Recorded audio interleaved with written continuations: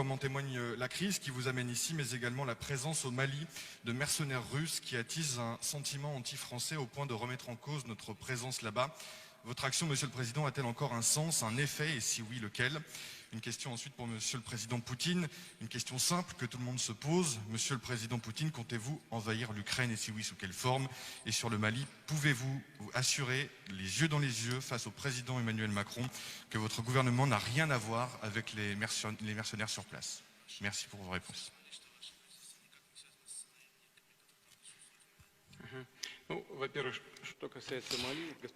En premier lieu, en ce qui concerne le Mali, Monsieur le Président m'a plusieurs fois posé cette question. Nous l'avons discuté. Monsieur le Président connaît parfaitement notre position du gouvernement russe et que la Fédération russe n'a rien à voir avec les entreprises militaires privées qui opèrent au Mali.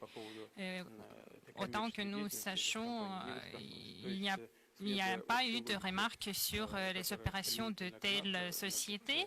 En ce qui concerne la logique de l'OTAN et les membres futurs et les membres actuels de l'Alliance, s'ils commencent à coopérer avec ces entreprises, c'est leur choix. Mais je voudrais souligner encore une fois, lors de cette conférence de presse, que l'État russe n'a rien à voir avec cela. Il y a des intérêts commerciaux de nos entreprises qui se mettent d'accord avec le gouvernement malien. Nous allons voir ce problème de près, mais encore une fois, nous n'avons rien à voir avec cela. Deuxièmement, en ce qui concerne la situation en Ukraine et de nos discussions... Qui nous donnait la réponse sur la force Wagner qui a été évoquée tout à l'heure, nous donner votre avis sur l'implication de l'État russe. Merci.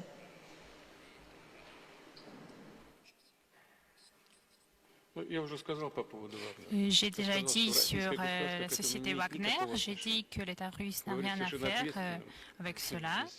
Je le dis en toute responsabilité, sans les arrière-pensées. Les autorités locales les invitent à titre national, les remercient pour le travail qui est fait. L'État russe n'a rien à voir avec cela. En ce qui concerne la première partie de votre question, je voudrais souligner encore une fois.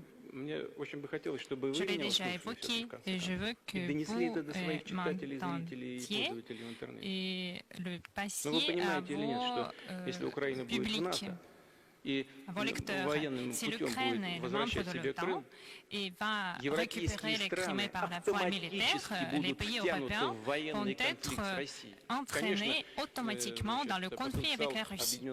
Bien sûr que le potentiel de l'OTAN unie et la Russie ne sont pas comparables, mais nous comprenons que la Russie est une puissance nucléaire qui dépasse par quelques types d'équipements les autres pays. Vous serez entraînés dans ce conflit malgré votre volonté. Vous n'aurez même pas le temps de réagir.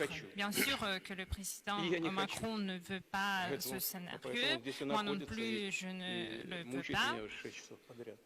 Mais voici, il est là, il me parle